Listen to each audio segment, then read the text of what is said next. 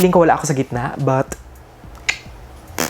Hi guys! My name is Kenny and welcome back. Kamusta naman kayong lahat? I really hope you're all doing well today and sana din safe and happy kayo. For today's video, as you can tell sa title, ang gagawin ko is ipapakita ko sa inyo or i-share yung aking updated na everyday makeup look. Basically, yung look na ipapakita ko sa inyo today is yung aking go-to look kapag meron akong online meeting and kapag gusto ko mag-post sa Instagram but ayaw kong mag-makeup ng matindi. So yeah, very fresh-freshan lang and enhancing the natural beauty yung makeup look na gagawin ko today. Actually, yung makeup na gagawin ko sa video na to, sobrang perfect din sa mga work from home kasi it's very easy to recreate, sobrang fresh, maganda sa camera, tapos hindi din sobrang dami ng product na kailangan para ma-achieve. May isa pa pala and that is affordable yung mga product na gagamitin ko. And speaking of work from home, for those of you na palaging puyat kagaya ko, and kung naghahanap kayo ng skincare line na perfect para sa inyo, yung simple yet effective, I highly recommend na subukan nyo itong Retinol 24 line from Olay. So, they have total of 3 products dito sa Retinol 24 line and that is itong kanilang eye cream,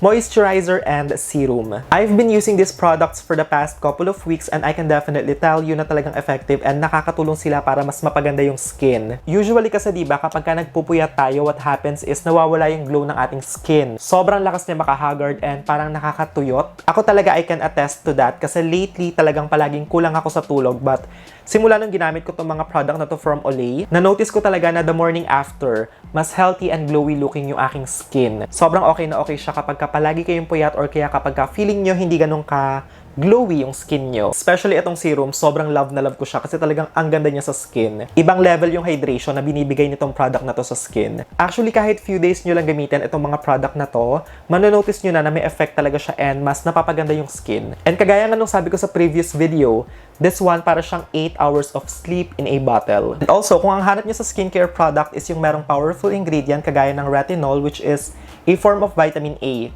okay na okay itong mga product na to sa inyo. And alam naman natin na ang vitamin A pagdating sa skincare, nakakatulong siya to smoothen and brighten the skin. Aside from that, diba, sobrang popular niya din because of its potency, power, and versatility. Diba? Ano pang hahanapin mo? Halos lahat ng magagandang karakteristik ng isang skincare nandito na. So yeah, again, for those of you na working from home and naghahanap kayo ng skincare product na sobrang perfect kapag kapuyat kayo, yung kayang-kayang ibigay yung 24-hour hydration na kailangan ng inyong balat. Very lightweight and comfortable sa skin. Yung talagang makakatulong para ibalik yung glow ng inyong skin. And sobrang bilis gamitin. Eto guys, I highly recommend na subukan nyo itong Retinol 24 line from Olay. And if this is your first time here, of course, if you haven't already, make sure to click the subscribe and bell button para ma-notify kayo kapag may mga bago akong videos. Pwede nyo din ako i-follow sa mga social media accounts ko if you want to stay updated. And as always, lahat ng information na kailangan nyo will be listed sa description box below. I almost forgot na may mini giveaway nga din pala ako sa video na to. So, one of you will win itong bag na to which contains 10 lip products. So, kung gusto nyo siyang mapanalunan, make sure to watch this video hanggang sa dulo. Hindi ko sure kung naipakita ko na, but eto nga pala yung mga product na gagamitin natin today. And actually, sobrang konti lang nila and lahat sila locally available and super affordable lang. Hindi din ako gagamit ng foundation kasi diba sobrang init na and I want to make the base as natural and as lightweight as possible. Medyo itataas ko lang yung buhok ko para hindi siya sagabal. I'm going to start by prepping my skin and yung first kong ilalagay sa aking face is itong sunscreen. This one is actually yung Real Kill na 99.9 yata na sunscreen, but nilipat ko lang dito para mas convenient and mas cute tignan. Hindi ko alam kung bakit pero sobrang favorite ko talaga yung mga ganitong lalagyan kasi 'di ba? Ang sarap niyang tignan, ang linis sa mata and very convenient, isang pump lang. Nandito nga pala yung salamin ko guys. Yung kilay ko nga din pala guys, ginawa ko na siya off-cam to save time kasi I don't know, hindi ko talaga trip na magkilay sa harap ng camera. Parang it's the most boring part kasi for me kaya mas gusto ko siyang ginagawa ng bago mag-film or kaya off-cam na lang. By the way guys ha, make sure na maglagay kayo ng sunblock kahit nasa bahay lang kayo or kahit hindi kayo naaarawan kasi malaki talaga yung itutulong niya and naigaganda sa skin. To further hydrate and moisturize my skin, ang gagamitin ko is itong product na to from iWait Korea and yung tawag dito is Aqua Pure Gel Toner. So it says here that this is a gentle alcohol-free everyday toner that helps hydrate and replenish skin. It balances pH level and it gently soothes skin. So with this one, kuha lang tayo ng konting amount. Tapos ayan guys, ang gawin natin is i-rub lang natin siya all over the face. Of course, dito din sa neck, huwag natin kalimutan kasi part din siya ng ating face. Ito ding sunblock guys ha, make sure na ilalagay nyo siya sa neck. Nakalimutan ko lang kanina but sobrang importante na idadrag nyo siya pababa sa neck. Like I've said, I want to make this look as natural as possible kaya instead of using foundation as my base, ang gagamitin ko na lang is a tinted sunscreen. Baliktad pala siya. But anyway, ito yung product na gagamitin ko. This one is from Bello and yung tawag dito is Perfecting Shield Tinted Sunscreen with SPF 50 PA+++++.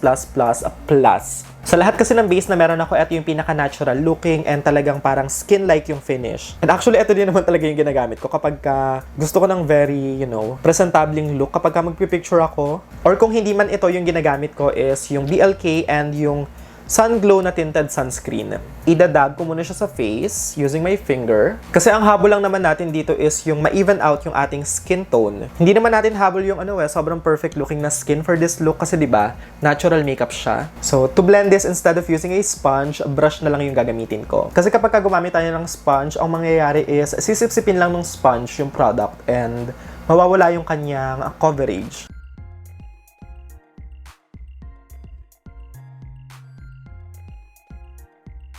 Nakakaloka, di ba? Super bilis i-blend ng product. Parang wala pang 20 seconds, tapos na ako. Tapos dito sa forehead, sa center lang ako maglalagay kasi I feel like hindi ko naman kailangan ng sobrang daming coverage. Okay naman kasi yung skin ko sa forehead. Wala siyang mga pimple marks. Sobrang smooth, kaya parang pang even out lang talaga siya ng skin tone. Kasi kung hindi natin lalagyan to, etong aking forehead, ang mangyayari is hindi siya papantay sa ibang part ng face. To make sure lang na talagang sobrang even ng kulay. Ayun, maglagay lang tayo sa center. Ganda ng base, diba? Kasi ang lakas nila maka-fresh and parang ginawa niya lang mas buhay yung appearance ng ating skin. This time, ang gagawin ko naman is magsa-spot conceal ako kasi dito sa part na to ng aking face and even sa cheeks, may mga dark spots ako and pimple marks na hindi kayang i-cover nung base natin. So, kailangan talagang gamitin natin siya ng concealer. Ito yung product na gagamitin ko for spot concealing and yung tawag dito is Tip Concealer. And yung shade na gamit ko dito is 02. Ito kasi yung shade na pinaka-close sa skin tone ko, kaya ito yung gagamitin ko. To apply this sa face ko, gagamit lang ako ng brush. This one is from Real Techniques and hindi ko sure kung ano yung tawag kasi nabura na. Pero feeling ko parang siya, buffing brush. Tapos ang gawin natin is parang i-stamp lang natin siya on top of the areas na may imperfections or medyo dark.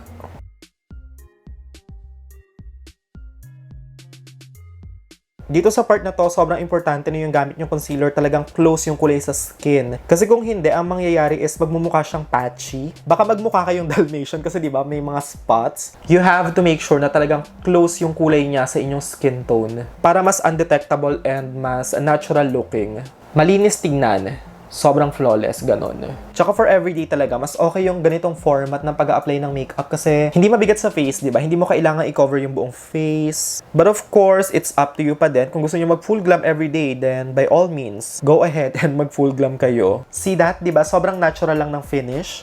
It's not heavy, it's not cakey. Parang second skin lang talaga siya. This time, ang gagawin ko naman is i-highlight ko yung aking under eye and yung gagamitin ko is itong L'Oreal na Infallible Full Wear Concealer in Cashmere. Pero konti lang kasi sobrang full coverage nito and medyo heavy kapag napadami. So, ang gagawin ko is talagang parang idadot ko lang siya. Kasi yung aim lang naman natin talaga is gawing mas bright and maaliwalas siya. Dito din, maglalagay ako ng konti. Wala lang, trip ko lang. Tapos, saan pa ba? Tsaka dito din sa lid, maglagay tayo ng konting-konti.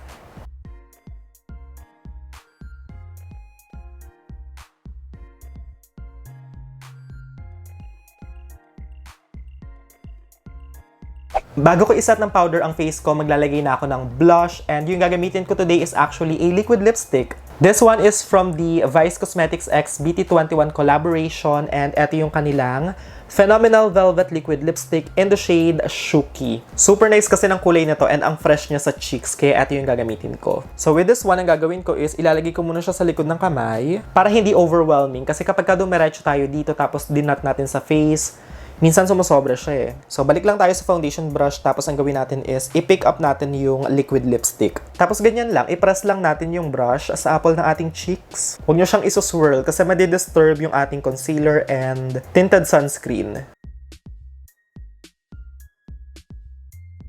Tinitingnan ko siya sa monitor and ang ganda ng kulay ng blush. Especially sa personal, pag nakita nyo, grabe. Para hindi mag-move ang ating base, isa-set natin siya ng powder and sa video na to, ang gagamitin ko is itong Fashion 21 two-way cake with papaya extract powder in number 1. Maganda kasi ito guys, very lightweight, tapos meron pa siyang SPF 35+. Of course, you can use any powder that you want. Kung ano yung meron kayo, just use it. Doesn't really matter. Anyway, ayan guys, ang gagawin ko is talagang ila-lightly dust ko lang siya ng powder. Of course, make sure na lagyan nyo yung lid kasi di ba naglagay tayo ng concealer. If you have extremely oily skin, of course, pwede kayo mag-bake. But for me kasi I feel like kapag hindi nyo siya binake, mas natural yung itsura niya. Using a bigger brush and the same powder, ang gagawin ko lang is isa-set ko yung ibang part ng ating face. Kasi kung hindi natin siya isa-set kahit ng konting-konting powder, kapag naglagay tayo mamaya ng bronzer, baka maging patchy. Ang gawin naman natin this time is ibalik natin yung kulay sa ating face kasi ang putla niyang tignan. And yung product na gagamitin ko is itong Vice Cosmetics Aura Contour in Pour Sure, aka my favorite bronzers. Tapos i-press lang natin siya sa outer perimeter ng face. Konting-konti lang naman kasi diba everyday makeup lang naman to, so it doesn't have to be like super duper dramatic.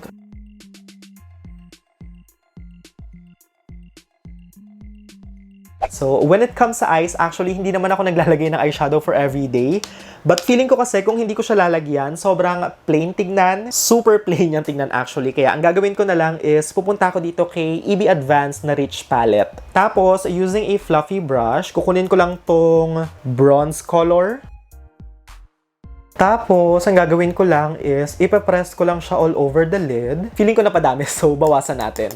Tapos, ayan guys, after natin siyang i-apply sa lid, ang gawin lang natin is, i-buff natin siya para mas diffused and hindi siya harsh tignan. Ayan, ganyan lang. Yung very, very wash of color lang siya. Ganong ganapan. Taray, di ba? Nasa bahay lang pero naka-eyeshadow. Actually, you know what? Maganda din nga yung naka-eyeshadow ka kahit nasa bahay lang. Kasi di ba baka mamaya dumating yung nagde-deliver ng relief good tapos cutie-cutie yung nagde-deliver. Iba pa din kapag kahanda ka. So, kahit nasa bahay lang kayo, mag-eyeshadow kayo. Sa lower lash line din guys, using the same color, ang gawin natin is medyo i-smudge natin siya. Kung hindi kasi natin siya lalagyan, di ba? Parang bitten and may kulang. So, for mascara, ang gagamitin ko is yung Fashion 21 na Double Up.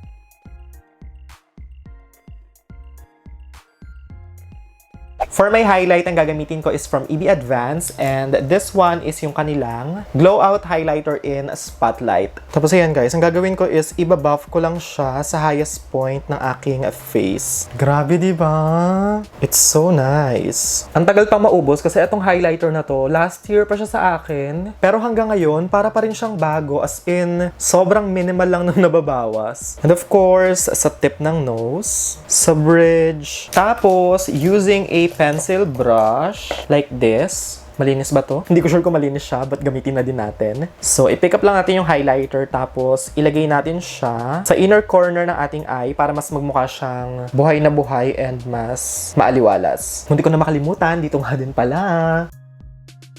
Of course, pagdating sa lips, iba-iba tayo ng preference, kaya use whatever you want. Kung ano yung gusto niyo gamitin, go ahead and gamitin niyo siya.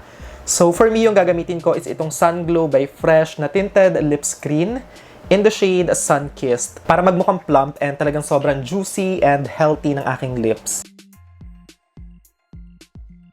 Diba tingnan nyo, ang ganda niya sa lips. Super hydrating. Tsaka hindi siya makapal and mabigat. And even yung shade, diba, ang ganda ng kulay niya. Very may lips but better. To set my face and para gawing mas natural pa yung finish ng ating base, ang gagamitin ko is itong Lux Organics na Beauty Mist ni Ate Ann. Tapos, kumuha lang ako ng sponge and ang gagawin ko is ipapress ko lang siya para naman hindi magmukhang nalunod tayo sa mist kasi madami akong nilagay eh. Hindi ko na alam kung anong style gagawin ko sa buhok ko, guys. Nakakaloka na yung haba niya, oh. Pero feeling ko naman kahit magulo yung buhok ko, love nyo pa din ako, so pabayaan na natin siya. A few moments later. Oh my God, ngayon ko lang na-realize na hindi pala nakakabit yung microphone, kaya I'm so sorry kung may parts na medyo humina yung audio. But anyway guys, this is the completed look. I really hope na nagustuhan nyo tong makeup look na ginawa ko today and ngayon ko lang din na-realize na perfect match pala yung eye makeup sa damit ko. Very monochromatic lang yung vibe natin ngayon, nakakatuwa. Actually, first time kong gamitin tong eyeshadow na to ng isang kulay lang and I love it. It looks really nice. Gusto ko yung kulay niya and yung effect sa lid. Also guys ha, make sure to tag me sa Instagram kapag ka nire-recreate nyo tong look na to para ma-repost ko kasi super love na love ko talaga kapag ka nire-recreate nyo yung look. Sobrang nakakataba siya ng puso. Kaya for those of you na nire-recreate yung mga makeup look ko and tinatag ako, thank you so much. Super duper na-appreciate ko talaga siya. Before I end this video, again, for those of you na palaging puyat and naghahanap ng skincare na sobrang perfect para sa inyo, yung very hydrating, yung perfect if you have sensitive skin, yung kayang ibalik or ibigay sa skin nyo yung 24 hours worth of moisture, very lightweight, comfortable, and easy to use. Eto na yung solution guys. I highly recommend na subukan nyo itong Retinol 24 line from Olay. And lastly, yung giveaways. So again guys,